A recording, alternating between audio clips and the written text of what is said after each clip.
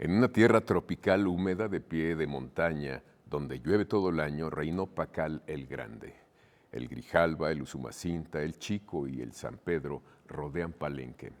Además de ríos, hay lagos, ciénegas, arroyos, una ciudad en medio de la selva con mucha agua y alimentos. Reinó desde los 12 años e impulsó la arquitectura monumental y la escritura jeroglífica. 340 piezas de jade componen su máscara mortuoria, su imagen más universal conocida. En 1952, Alberto Ruz descubrió en Palenque la tumba de Pacal con el ajuar del soberano con el que había sido enterrado. En 2001, Laura Filloy Nadal, con un equipo multidisciplinario, se dedicó a estudiar y restaurar las piezas encontradas en la tumba. Un nuevo acercamiento al famoso Templo de las Inscripciones. De los misterios develados nos habla aquí, en debate, Laura Filloy Nadal. Gracias por estar aquí. Muchas gracias por tenerme aquí contigo y por darme la oportunidad de hablar con tu audiencia de este libro que estamos presentando el día de hoy. Pues es un personaje emblemático, Pacal el Grande. ¿Cuál es la diferencia, digamos, con otros soberanos en la cultura, digamos, mesoamericana? Porque tenemos una presencia fuerte también del mundo azteca. Así es, y es muy interesante, porque gracias a diferentes a los registros de escritos que hay en la ciudad, a los avances en la lectura de los jeroglíficos, al avance que también se ha dado, por ejemplo, en la antropología física, podemos saber más datos hoy de este soberano que reinó en el siglo VII.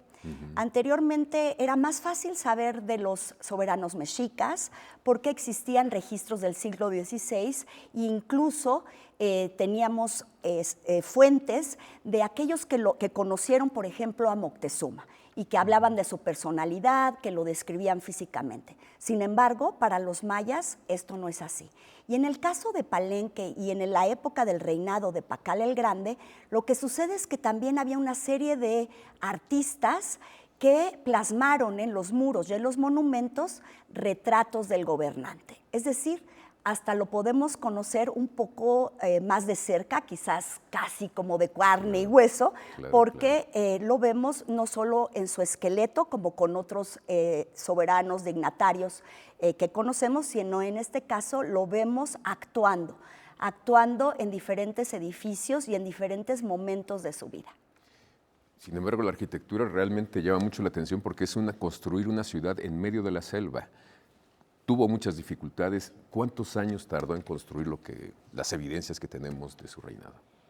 Obviamente la ciudad de Palenque existía ya antes de la llegada de Pacal al poder, pero efectivamente la ciudad se encuentra ubicada estratégicamente en una planicie, pero tuvo que ser acondicionada, es decir, hubo que terracearla, aplanarla, para poder crear plazas, calzadas, incluso el juego de pelota. Entonces, obviamente, implica un gran esfuerzo humano, pero también muchos años.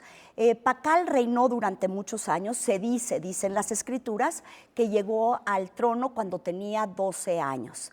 Y dicen también las escrituras que murió grande, pasada por lo menos la década de los 80s. Entonces, el reinado fue largo y por lo tanto tuvo oportunidad de modificar el paisaje urbano, vamos a decirlo así, de su ciudad. ¿Y cuál era la relación que él tenía con sus súbditos? Porque si tuvo la posibilidad de hacer todo eso, yo creo que había una buena relación. No sé cómo sería la relación.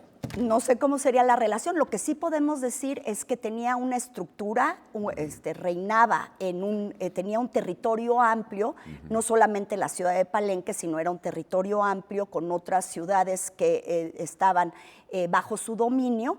Y obviamente la ciudad tenía un gran número de habitantes que podían ser mantenidos gracias a lo que se producía en las tierras cercanas, pero también gracias a lo que se importaba de regiones lejanas.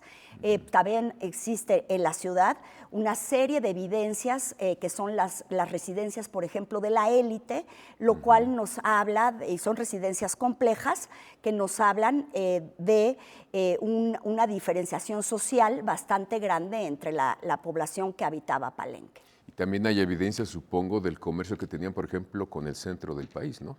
En el Templo Mayor han encontrado muchas cosas de productos que se producían hasta allá. Pacal efectivamente tenía esa posibilidad y lo interesante es que trascendía su reino. Entonces, por ejemplo, hablaste en la introducción de la máscara y del ajuar funerario. El ajuar funerario está hecho de jade, de jadeíta, una piedra verde que es difícil de obtener. Es difícil de obtener porque geológicamente solo se encuentra en la cuenca del río Motagua, que está ubicada en Guatemala, muy cerca de Honduras. Es decir, todo el jade que encontramos en América Central y, digamos, en México, en Mesoamérica, todo proviene de esos yacimientos del río Motagua. Bueno. Entonces, Pacal, en Chiapas, tenía que encontrar la manera de relacionarse con sus vecinos, de manera que mediante el intercambio y el comercio de larga distancia pudiera acceder, por ejemplo, a la piedra verde en el río Motagua, a la obsidiana, quizás en la sierra, y muy interesante a las conchas de pintada mazatlánica que solo se dan en la costa del Pacífico. Entonces, el ajuar en sí nos habla también de esas relaciones políticas que Pacal había tejido y que le permitían tener acceso a una serie de bienes que no se encontraban o no se producían en el territorio inmediato de Palenque. Digamos, ¿la estructura piramidal tiene semejanzas con las pirámides que conocemos en Teotihuacán o hay diferencias? Las pirámides de cada sitio son diferentes. Aquí también en la ciudad, cada uno de los templos es diferente. Si bien todos tienen una estructura cuadrangular, eso sí, y una escalinata quizás al frente, su programa iconográfico va a ser distinto. El número de cuerpos que tiene el basamento, el tipo de templo que lo ornamenta. Y en el caso de Pacal, uno de los monumentos más importantes que él construyó fue precisamente el que le daría morada, sería su última morada, vamos a decirlo así, que es el Templo de las Inscripciones, donde se fue enterrado después de sus exequias. ¿Qué otros elementos se encontraron en esa tumba, digamos, tan fuera de lo común? Esa tumba, el descubrimiento de esa tumba por Alberto Ruz fue un parteaguas en la arqueología. Y además fue el momento en el cual se dio lugar a un descubrimiento inédito. Fue la primera gran tumba que apareció en un basamento maya.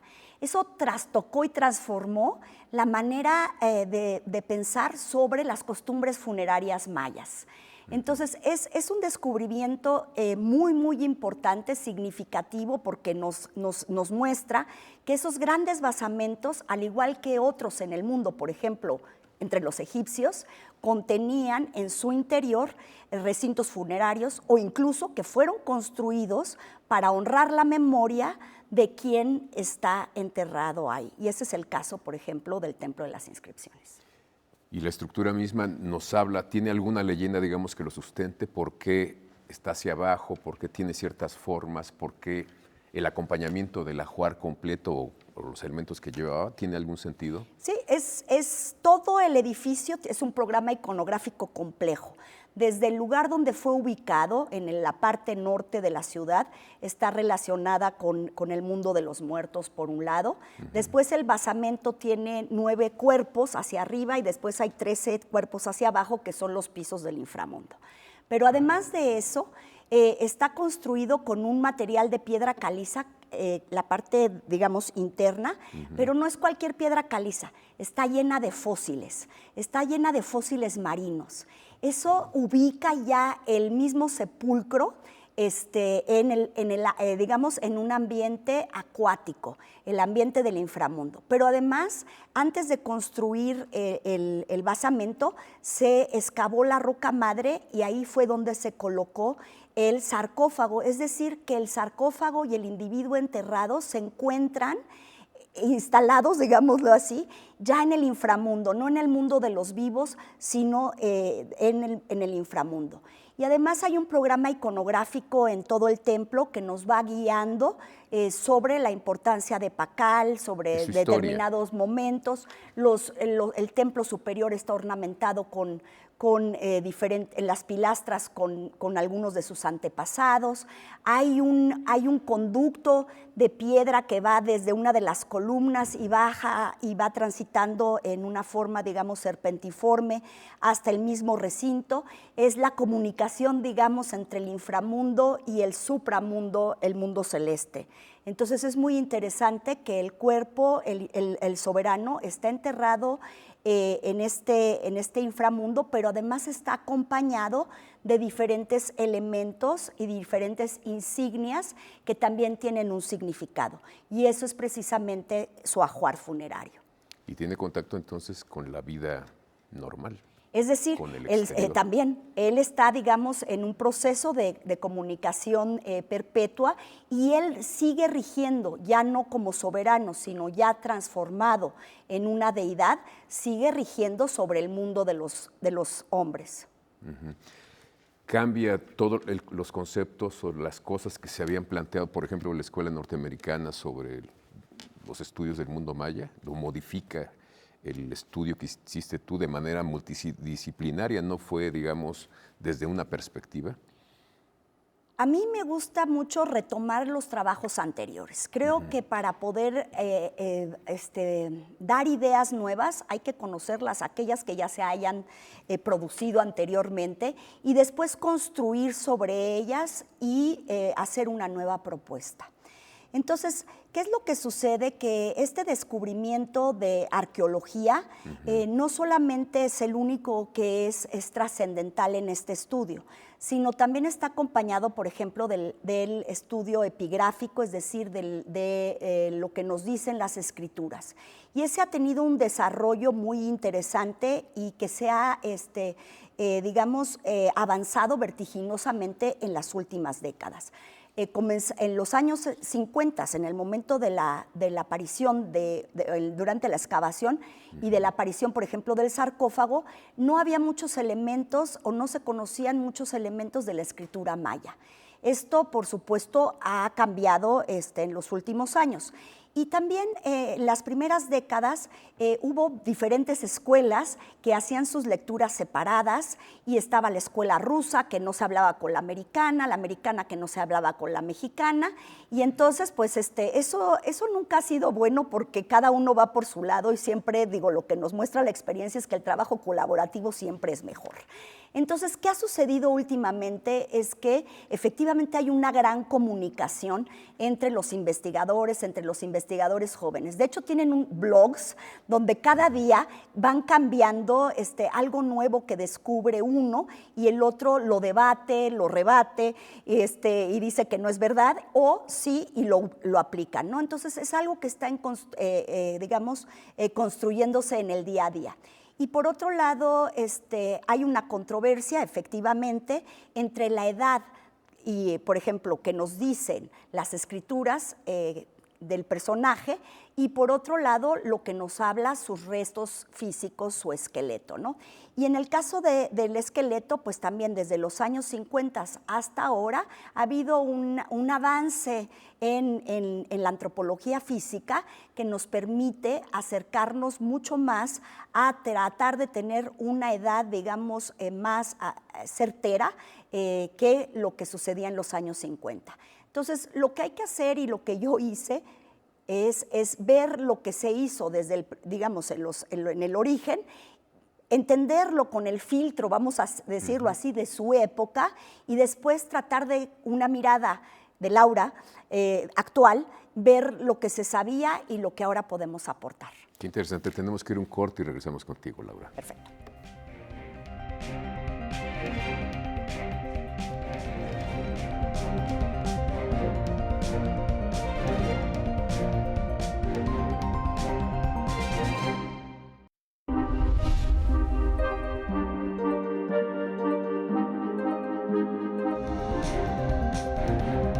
Frente a esas disyuntivas, no debemos olvidar que la verdadera libertad comienza con el respeto a quien piensa distinto a uno. Para conocer es necesario preguntar. Apoyar a las mujeres, apoyar a los grupos vulnerables a través del arte y la cultura es responsabilidad de todos. Cultura y activismo para eliminar la violencia de género. Bien preocupante socialmente, que es el tema del clasismo, del racismo, de la discriminación, y que la única vía es la educación. Debate 22. Temas como la gentrificación, expulsión, la discriminación cultural y los desalojos masivos, pues volvieron a la discusión pública. Aquí está como el reflejo de esta gran ciudad, de este gran pueblo. Son estas cosas las que nos llenan el alma. Son actos de justicia.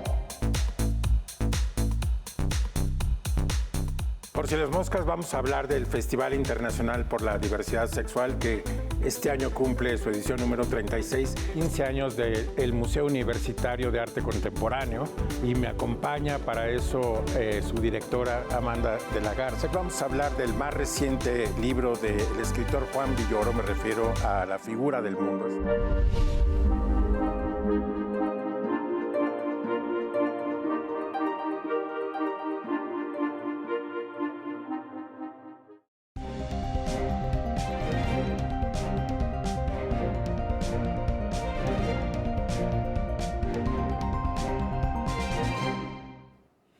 Les recuerdo que estamos con Laura Filloy Nadal, que nos está hablando pues, de este personaje de Pakal el Grande, realmente un personaje complejo, comprometido, digamos, con su entorno, que nos está permitiendo tener otras lecturas precisamente de ese pasado que teníamos un poquito dejado de lado.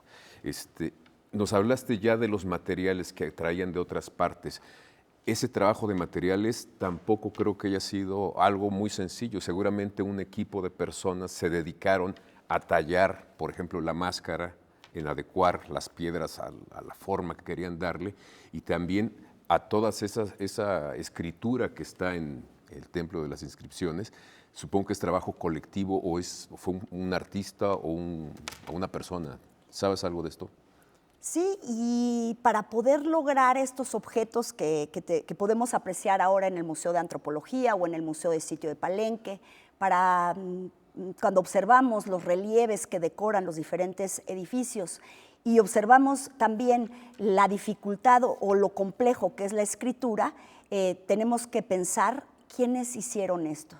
Es decir, en general no se habla mucho de los artistas, los artesanos que estaban asociados a la corte en este caso y que producían los programas iconográficos y los objetos que se utilizaban, las insignias que se portaban o los trajes digamos los trajes o los elementos característicos de cada uno de los del rango, muy bien, claro. ¿no? Entonces, actualmente podemos saber mucho más de estos artistas y sobre todo los artistas mayas me gusta mucho hablar porque no es el caso todavía de Palenque, pero sí de otros sitios mayas, del Usumacinta, por ejemplo, Piedras Negras o La Pasadita o estos dos. Conocemos incluso los nombres de los escultores y los nombres de los pintores.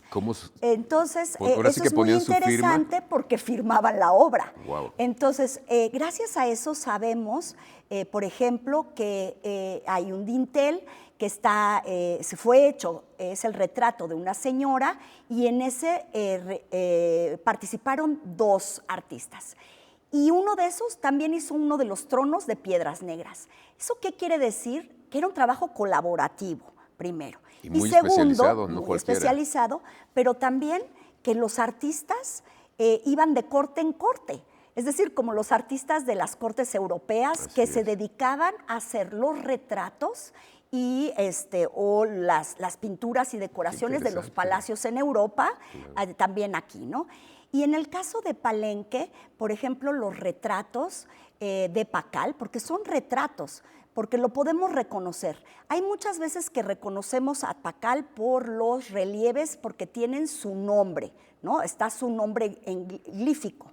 Pero sobre todo lo podemos reconocer en muchos otros relieves o en muchas esculturas.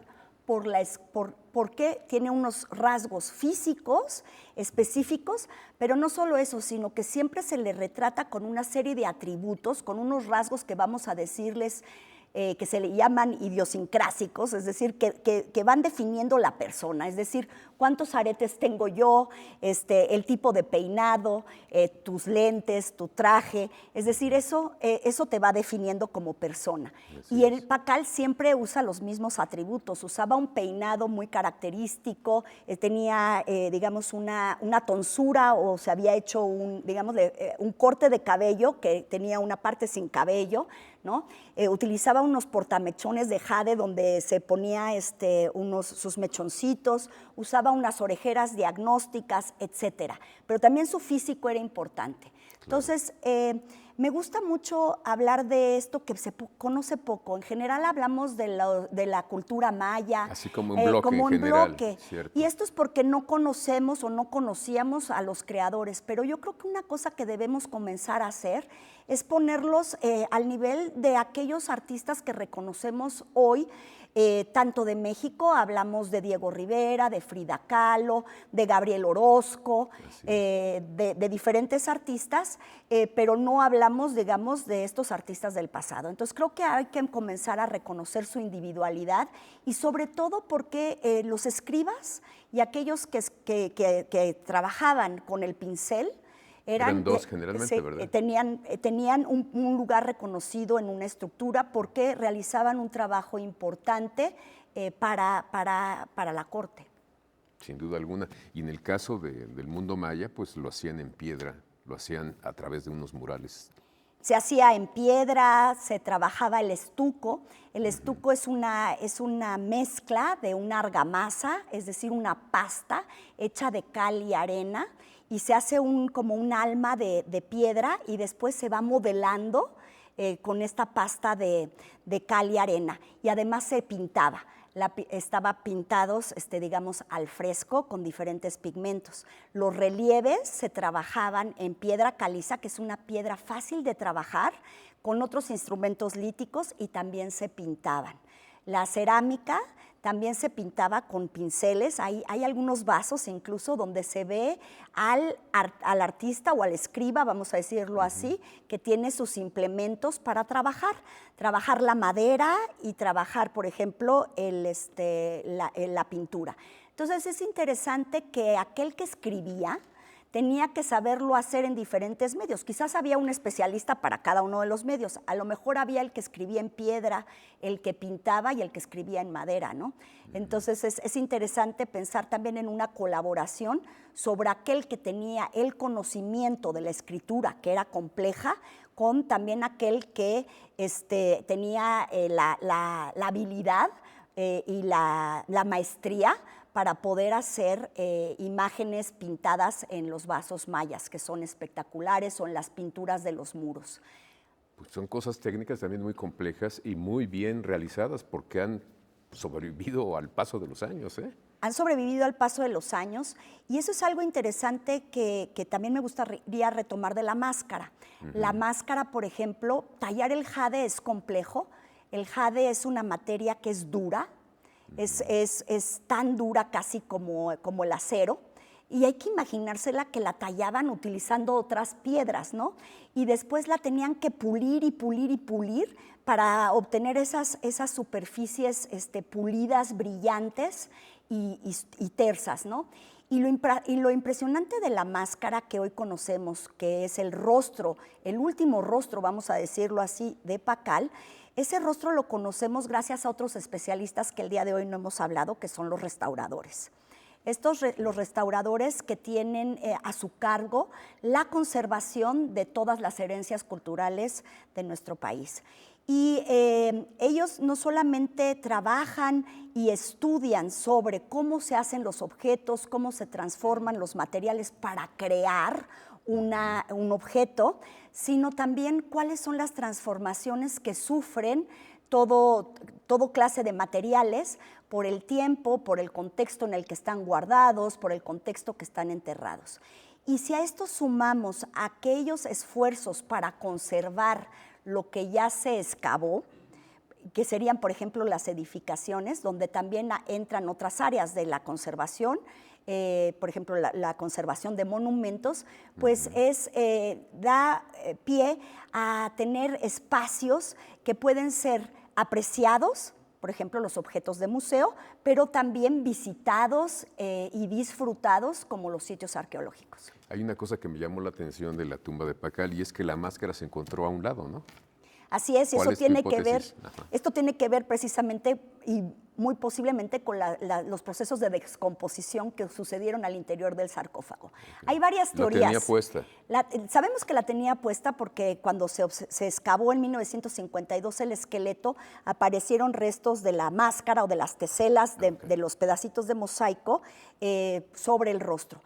Pero la máscara se encontró a un lado totalmente sin su soporte original, que seguramente era de un material perecedero. Entonces hay varias propuestas. Una es que, por ejemplo, la vibración que ocurrió cuando se colocó la tapa del sarcófago hizo que se cayera y se desplazara, pero entonces no tendríamos parte del mosaico en la cara.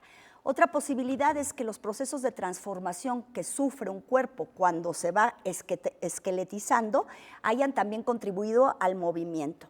Lo cierto es que entre antropólogos físicos y restauradores podemos llegar a saber cómo es que se transformaron los materiales para entender por qué los estamos encontrando de una manera en el registro arqueológico. Pues nos estás hablando de que el pasado cuenta y cuenta muchas historias. ¿Quieres comentar algo más para cerrar esta conversación? Me gustaría mucho invitarlos a leer el libro Pakal el Grande, Soberano de Palenque, que fue publicado por el Fondo de Cultura, que está en este momento a la venta ya en las librerías y que resume de alguna manera esta suerte de historias que se entrelazan de los trabajos multidisciplinarios. Son varios capítulos, son 8, pero el libro grueso, es un libro de 500 hojas, pero no se tiene que leer completo del principio al final. Es un libro que es accesible para desde estudiantes de bachillerato, profesionales y cualquier interesado en el pasado de México. Cada uno de los capítulos se cierra, es digamos una entidad por sí misma, pero juntos son las diferentes piezas que arman un mosaico que nos permite, como la máscara, que nos permiten acercarnos a través de un personaje, Pakal el Grande, a conocer la dimensión del poderío de este soberano maya, pero también a entender cómo se han desarrollado las diferentes disciplinas de la antropología que nos permiten acercarnos y conocer cada día más el pasado de México. Muchísimas gracias, Laura Filloy Nadal. Muchas gracias, Javier. Muchas gracias a tu audiencia. Y seguimos aquí. Los espero la próxima semana.